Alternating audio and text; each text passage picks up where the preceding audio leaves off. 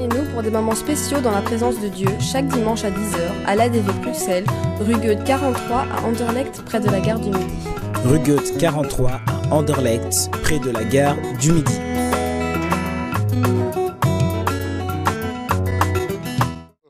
Je lis la parole de l'Éternel. Rejetons donc toute malice et toute ruse, la dissimulation, l'envie et toute médisance. Continue. Désirez, comme des enfants nouveau-nés, le lait spirituel et pur, afin que par lui, vous croissiez pour le salut. Continue.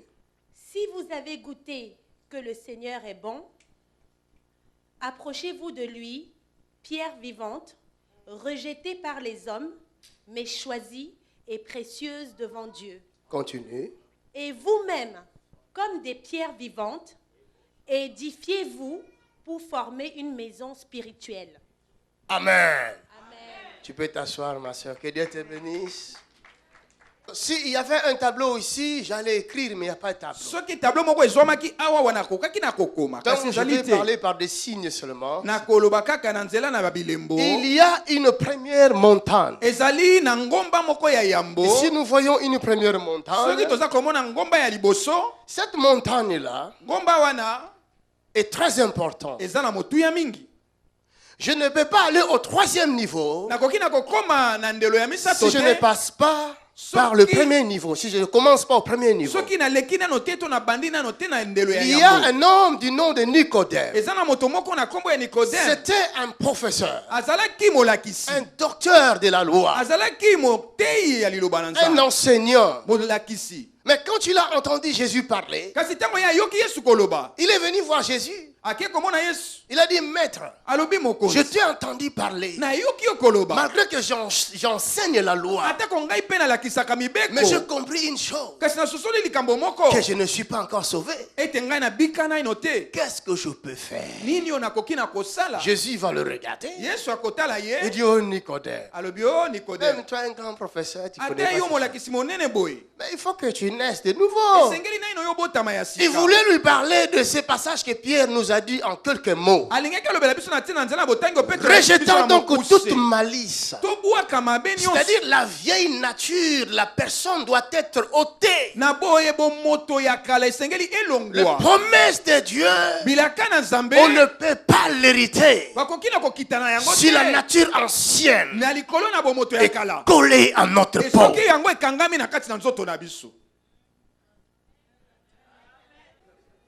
Tu as besoin du lait, le lait maternel. Tout le monde a besoin de lait maternel. Même les vieillards ont besoin de lait maternel. Même si tu as dépassé l'âge.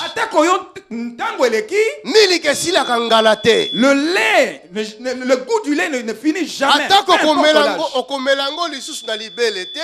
Même si tu ne pourras pas le prendre par le sein maternel, mais tu commenceras maintenant à le boire dans un gobelet. Le lait restera le lait.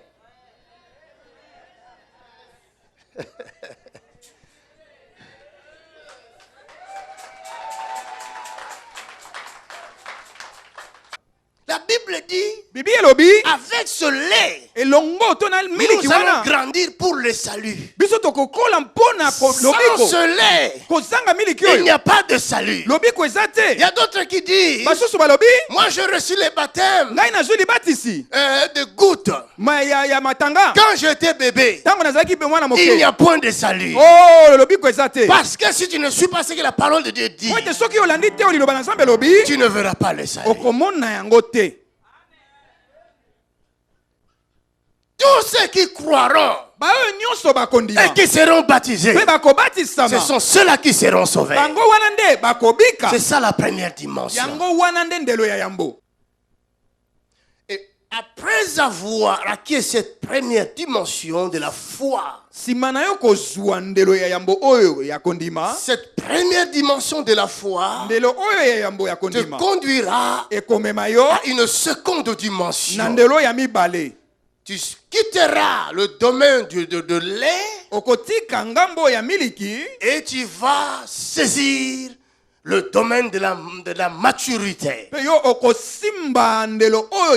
On appelle ça la nourriture solide. Alléluia. Amen. Donc, toujours dans le même passage que nous lisons, il dit désirer comme des enfants nouveau-nés le lait spirituel et pur, afin que par lui vous croissiez pour les saluts. Si vous avez goûté que le Seigneur est bon, après avoir passé dans cette première dimension de la foi. Pourquoi je dis de la foi? Parce que la foi vient de ce que l'on entend. Et ce que l'on entend vient de la parole de Dieu. Or, la parole de Dieu ne peut pas produire la foi si elle n'est pas pratiquée.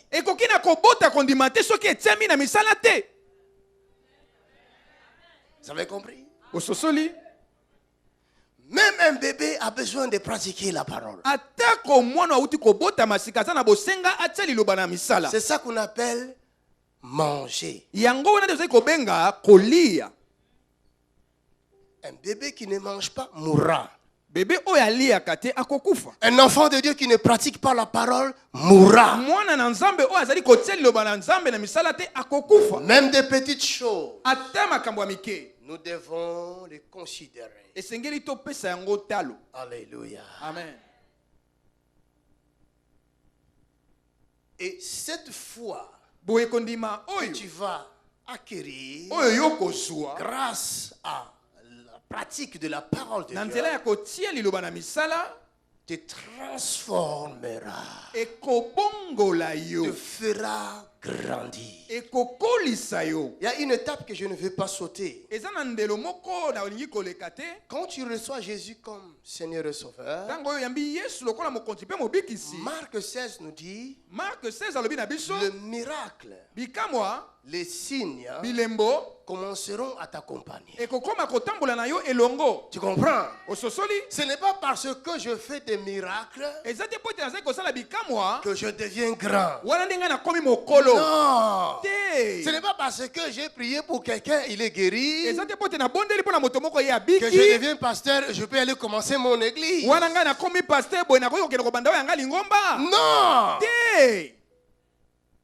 Si tu as cette idée-là, tu es dans cette salle, renonce.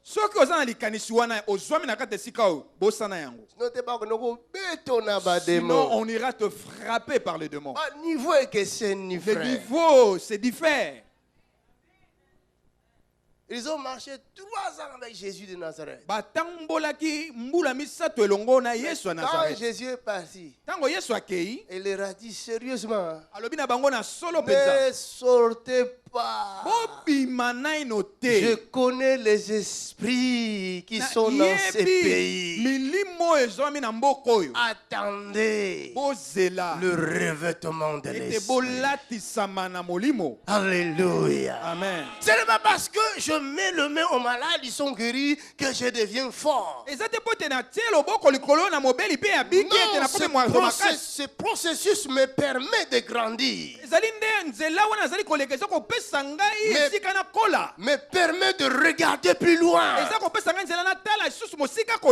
Alléluia. Amen. Et c'est comme ça que je vais avancer petit à petit avec ce prodige, ce miracle qui m'accompagne. Je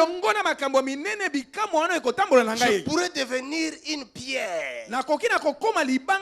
Ça, c'est la deuxième dimension.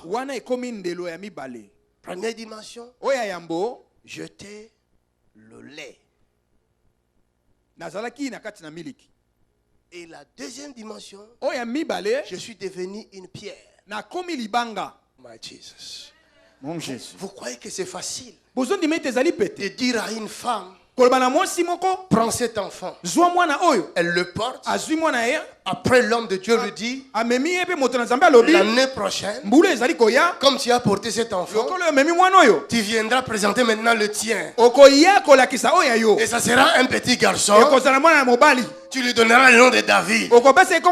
Alors que l'homme, il a passé 13 ans de sa vie, il cherche un enfant, il ne trouve pas. Et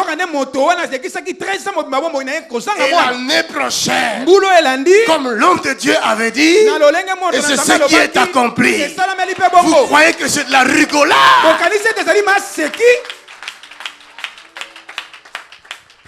C'est l'Emmanuel. C'est l'Emmanuel. C'est l'Emmanuel. Il a compris l'Emmanuel. Il a agi selon l'Emmanuel. Et il veut que tu comprennes l'Emmanuel également. Et que tu agisses selon l'Emmanuel.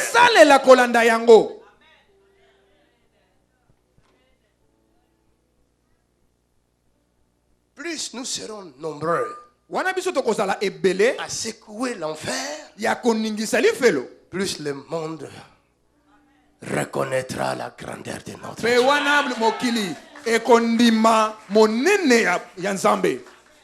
Prophétise, fils de l'homme. Commencez à prophétiser. La Bible dit, il y eut le bruit parmi les ossements. Si ton corps était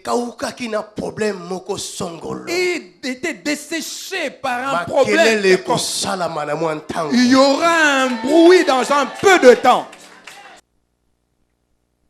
Un chrétien qui n'a jamais grandi, il ne sera jamais prêt à se sacrifier pour Dieu. C'est un chrétien qui vit dans la peur.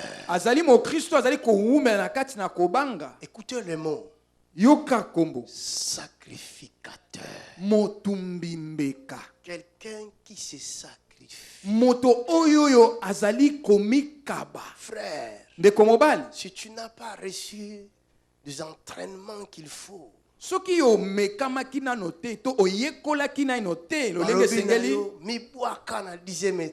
demande de te jeter du haut du 10e étage.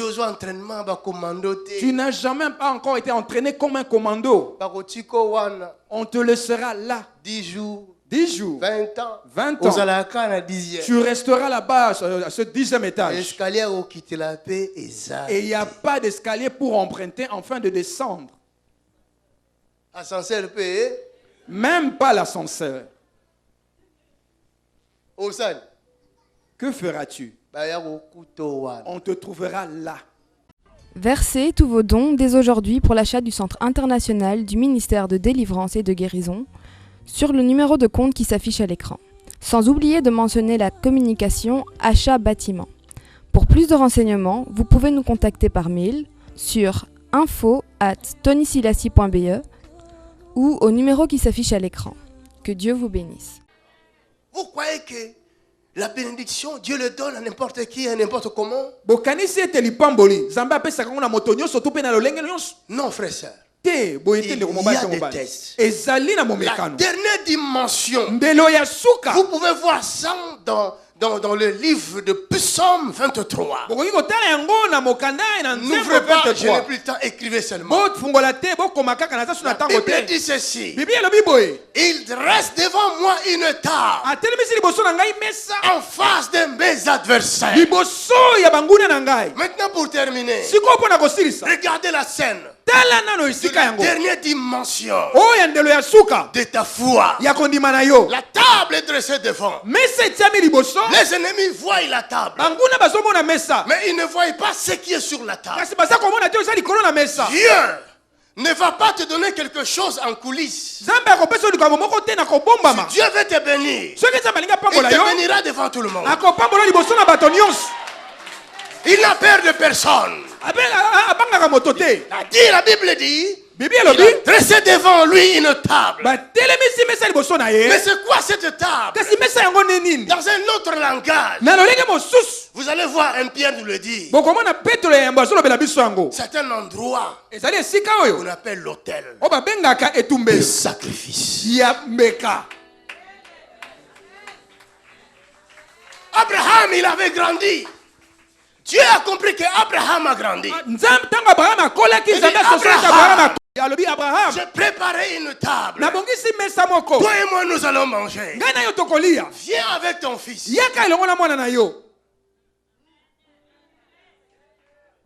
Alléluia. Amen. Abraham n'a pas posé de questions à Dieu. Il dit, je viens, mon Seigneur. Ils ont passé combien de jours? 3 jours. Pour aller vers la table du Seigneur. 3 jours. C'est la 3e dimension. C'est mourir et ressusciter avec Christ. Se sacrifier comme Christ se sacrifiait. La Bible dit, c'est lui qui veut me suivre, qu'il se charge de sa croix.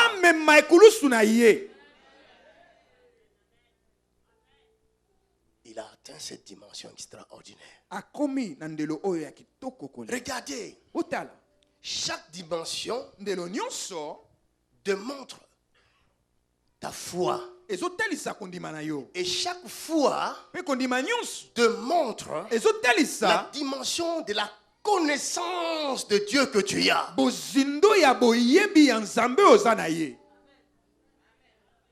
Abraham ne pouvait pas dire à sa femme, parce qu'il n'avait pas la même dimension de la compréhension de Dieu. La preuve, le jour où Abraham avait vu Dieu, il avait vu 3 personnes. Mais quand il s'est prosterné, il n'a pas dit mes seigneurs, il a dit mon Seigneur. Il avait vu Dieu dans 3 personnes. Dimension de la compréhension. Arrivé à la montagne, il entend Dieu parler. La dimension de la compréhension élevée. Dieu lui dit, donne-moi ton fils. Dimension de la compréhension a permis à Abraham de saisir le réma.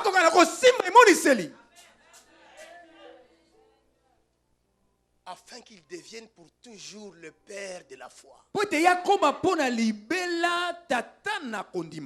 un test. Il y avait un test. Mon fils à moi, et que moi je suis en train de le retenir. Et que je le prenne pour l'égorger. Pour toi, c'est Dieu que je ne vois même pas. Mais il l'a fait. Il a lié. Il a étalé sur la table. Il a dressé une table devant moi, en face de mes adversaires. J'avais dit mercredi, on n'allumera jamais une lampe pour la mettre sous la table. Si longtemps tu étais lié, aussi longtemps que tu étais lié sous la table, enchaîné, tes ennemis avaient pris ta place pour dominer sur toi. L'heure est venue où nous allons monter sur la table. L'heure est venue. L'heure est venue. L'heure est venue. Allons sur la table.